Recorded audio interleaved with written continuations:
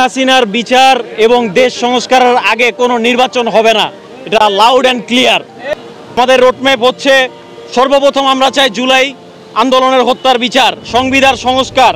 এসে পড়ে তার বাড়ির গ্রিল বাঁচানোর জন্য 2 জন লোক পাওয়া যায় না শেষ পর্যন্ত। অফিস থেকে শিক্ষা নেন, আপনারা আমাদেরকে কোনো ভয় দেখাতে পারবেন না। আমরা রক্ত দেওয়া যখন শিখে গেছি ভাই, আমরা আরো রক্ত দিতে পারবো, কিন্তু যদি সংস্কার না হয় আমাদের রক্তের উপর দিয়ে যে নির্বাচন দিতে, আশা করি ইনশাআল্লাহ বাকি 63 জেলাও মার্চ পর ইউনুসের ডাক দিবে। আপনি বাংলাদেশের পরিস্থিতি জানেন না? Bengal is the border of Bangladesh, Nepal, Bhutan, Sri Lanka.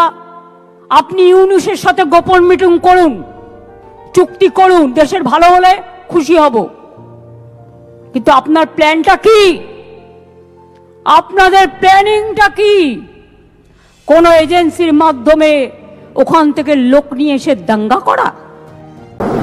এবং যে আকাঙ্ক্ষাকে বাস্তবায়নের জন্যই রাষ্ট্র সংস্কারের কথা বলা হয়েছে এবং অন্তর্বর্তী সরকারের পক্ষ থেকে যে জাতীয় ঐক্যমত্য কমিশনের উদ্যোগ নেওয়া হয়েছে, সে উদ্যোগের জন্য আমরা এবং জাতীয় নাগরিক পার্টি এবং বাংলাদেশের জনগণ বরাবরই আপনাদের প্রতি কৃতজ্ঞ। এবং আজকে আলোচনার জন্য আমাদেরকে আপনারা আহ্বান করেছেন, সেই জন্য আন্তরিক ধন্যবাদ জানাচ্ছি। আওয়ামী লীগ কিংবা এর দোসর যারা বিভিন্ন সময় বিভিন্ন মিছিল করতেছে এবং সেই ক্ষেত্রে পুলিশের যে ইনঅ্যাক্টিভ থাকার যে বিষয়টা, সেই প্রতিবাদে ছাত্র জনতা একটা লাঠি মিছিল করবে, উত্তরাতেই করবে। এবং এটার ক্ষেত্রে আমি দেখেন, কিন্তু আমি আগে কিন্তু এই ওসি আমি এটাই জিজ্ঞেস করছি, ওরা নাকি অলরেডি 2 জনকে ধরছে। আপনি কি মনে করেন যেহেতু মিছিল হয়েছে, এটা তো আর কোনো, এটার ভিতরে তো কারো কোনো সন্দেহ নেই। মিছিলটা যেন ভবিষ্যতে না হতে পারে এই জন্য পুলিশদের ইনস্ট্রাকশন দেওয়া হয়েছে, এবং যদি তারা এটাকে ভালোভাবে কন্ট্রোল না করতে পারে তাই তাদের বিরুদ্ধে ব্যবস্থা নেওয়া হবে। একটা বিভ্রান্তি হয়তো তৈরি হয়েছে বিভিন্ন সময়। সেটা হচ্ছে যে আমরা এমনটা হচ্ছে যে আমরা 2টা নির্বাচন চাচ্ছি, এরকম বিষয়টি এমন না, বরং আমরা একটি নির্বাচনই চাচ্ছি, যে নির্বাচনটি একটা আইনসভার নির্বাচন, এবং একই সাথে ওই নির্বাচনটিকেই আবার হচ্ছে গণপরিষদের স্ট্যাটাস দেওয়া হবে। আমি প্রফেসর ইউনূস সাহেবকে ধন্যবাদ জানাতে চাই যে তিনি দায়িত্ব নিয়েছেন। আমার বিশ্বাসও আছে যে তিনি সফল হবেন। আমরা আসুন আমরা সবাই মিলে তাকে সাহায্য করে, দেশটা আমাদের, এই ভবিষ্যৎ আমাদেরকে নির্মাণ করতে হবে। ওই আমেরিকা থেকে এসে ট্রাম্পও তৈরি করে দেবে না, বা আপনার চীন থেকে শি এসেও এটা করে দেবে না, অথবা ভারত থেকে মোদিও আমাদের ধাক্কা দিয়ে কিছু করতে পারবে না। এই যে বিষয়গুলো, এটা আমাদের মধ্যে, আমাদের মনের মধ্যে, আমাদের অন্তরের মধ্যে গেঁথে নিতে হবে। প্রধান উপদেষ্টা বারবার তিনি ঘোষণা দিয়েছেন এবারের ডিসেম্বর থেকে আগামী বছরের জুনের মধ্যে ইলেকশন হবে। আমরা প্রধান উপদেষ্টাকে বিনয়ের সাথে বলবো, আমরা ইলেকশন চাই, আমরা সুষ্ঠু নির্বাচন চাই। আর আমরা চুরি চামারি, কালো টাকার পেশি শক্তির প্রভাব যুক্ত নির্বাচন দেখতে চাই না। এই জন্য নির্বাচনের জন্য অবশ্যই সমতল মাঠ তৈরি করতে হবে। এই দায়িত্ব পালনে আপনারা আমাদের যত ধরনের সহযোগিতা চাইবেন, সকল সহযোগিতা দেওয়ার জন্য আমরা প্রস্তুত রয়েছি। কিন্তু বিচার আর সংস্কার এই দুটো করে অবশ্যই নির্বাচনের পরিবেশ নিশ্চিত করতে হবে। জাতীয় ঐক্যমত্য কমিশনের সাথে আমাদের আজকের আলোচনার মধ্য দিয়ে আমাদের সংস্কার কমিশনের যে 5টি মূল রিপোর্টের উপর আলোচনা, সেটা সমাপ্ত করা যাবে, যেগুলো হত্যা মামলা রিলেটেড। এবং এইরকম একটা মামলা, ফায়েজের মামলা, কালকে আমি খবর নিলাম ফায়েজের মামলাটা এরকম একটা মামলা, এবং এখানে 2 জন আসামি তারা 164 স্টেটমেন্ট দিয়েছিল। তো আমি খবর নিয়ে জানলাম ওনারা যদি 164 এই স্টেটমেন্টটা রিট্র্যাক্ট না করে, তাহলে এই মামলাটার নিষ্পত্তি বা ফাইনাল রিপোর্ট দেওয়া খুবই দুষ্কর। তদন্ত দাবি করতে পারতেন, কিন্তু তা না করে অশোভন ভাষায় আক্রমণ ও তদন্তের আগে অভিযুক্তদের পক্ষে নেওয়াটাই প্রমাণ করে তারা অপরাধ আড়াল করাতে বিশ্বাসী। আমরা মনে করি এই সংগঠনের প্রতিটি কমিটিতে যেভাবে সাবেক ছাত্রলীগ সন্ত্রাসীদের ঠাঁই দেওয়া হয়েছে, তারা যেভাবে সাবেক ছাত্রলীগারদের পুনর্বাসনের দায়িত্ব নিয়েছেন, এই অশোভন ভাষা সেই প্রক্রিয়া ও চরিত্রের বহিঃপ্রকাশ।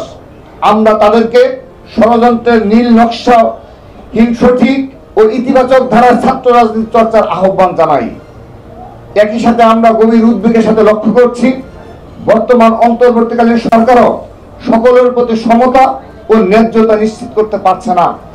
বৈষম্য বিরোধী ছাত্র আন্দোলনের নেতৃবৃন্দের সাথে তারা বিভিন্ন সময়ে দফায় দফায় আলোচনা করলেও বিভিন্ন সরকারি নিয়োগগুলো এককভাবে বৈষম্য বিরোধীদের তালিকা ধরে দিলেও তারা ছাত্র দলের মতো বৃহৎ ও জুলাই আন্দোলনের সর্বাধিক শহীদের ছাত্র সংগঠনের সাথে কখনোই আনুষ্ঠানিক বসে কোনরূপ আলোচনা করেনি।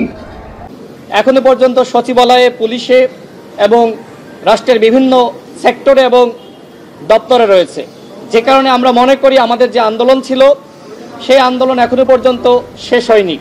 আপনারা সকলে জানেন বিএনপি গণ অধিকার পরিষদ সহ আমরা ৬২টি দল মিলে একসাথে আন্দোলন করেছি এবং আমাদের একটি রাষ্ট্র সংস্কারের দফা রয়েছে ৩১ দফা।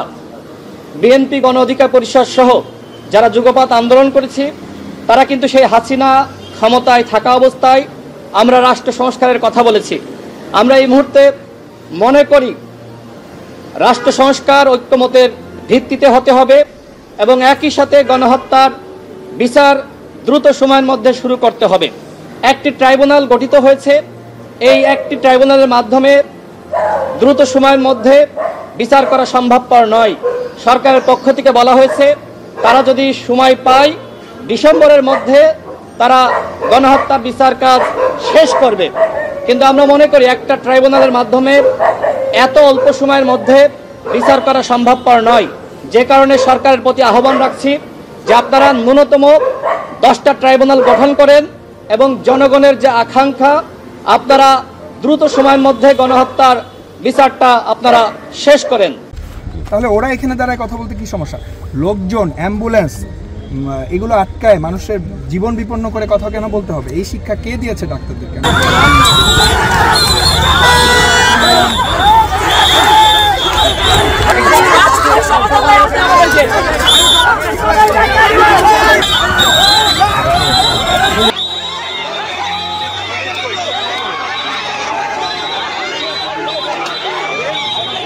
সাইডে মানববন্ধন করে আপনারা দাবি দাওয়া পেশ করতে পারেন। সবাই আলটিমেটাম দিতে চাই না, কিন্তু আমরা আলটিমেটাম দিচ্ছি আগামী 48 ঘন্টার মধ্যে এই যে দুইজনকে এখনো ধরা হয় নাই, তারা বৈষম্য বিরোধী ছাত্র আন্দোলনের কমিটিতে পাওয়া গেছে, যদি না পাওয়া যায় তাহলে আমরা পরবর্তীতে আলাপ আলোচনার মাধ্যমে প্রয়োজন বোধে আরো কঠোর কর্মসূচি দিব ইনশাআল্লাহ।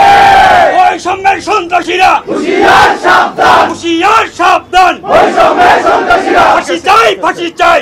সন্ত্রাসীদের কোনো পরিচয় নাই, সন্ত্রাসীরা বিএনপি না, সন্ত্রাসীরা জামাত না, সন্ত্রাসীরা এনসিপি না, সন্ত্রাসীরা বৈষম্য বিরোধী না, সন্ত্রাসীরা সন্ত্রাসী। কিন্তু কেউ যদি তাদেরকে রক্ষা করার চেষ্টা করে তাহলে কিন্তু তারা বোকার স্বর্গে বাস করছে। আমরা কিন্তু আজকে এখানে এমনি আমরা চলে উড়ে এসে জুড়ে বসি নাই। আমাদের দীর্ঘ আন্দোলন সংগ্রামের লড়াই করার ইতিহাস রয়েছে এবং আমাদের ভাইদের প্রতি যদি আরেকটা আঘাত আসে তাহলে আমরা যথাযথ জবাব দেওয়ার জন্য আমরা ঢাকাবাসী প্রস্তুত রয়েছি ইনশাআল্লাহ। আমরা হলাম দোষর আর তোমরা হলে গিয়া ফেরেশতা। আপনারা আমাদেরকে বোকা মনে করেছেন নাকি মনে করেছেন যে আমরা ভয় পেয়ে গর্তে ঢুকে যাব? ঘরের চোখের নিচে লুকিয়ে আছে, আর আমরা কি রাস্তার থেকে আকাশ থেকে আন্দাজে আসছি? কোনোখানে কি দুর্নীতি ছাড়া কোনো কাজ হচ্ছে? অফিস আদালতে ট্রান্সফার প্রমোশন থেকে শুরু করে টেন্ডারিং করা কোনোখানে কি কম হচ্ছে? যে আপনি ফেসিবাদের কথা বললেন, সেই ফেসিবাদের চেয়ে কি আপনি কোনো ভালো কিছু করতে পারছেন? করবার কোনো ইচ্ছা আছে? ইচ্ছা তো দেখছি না।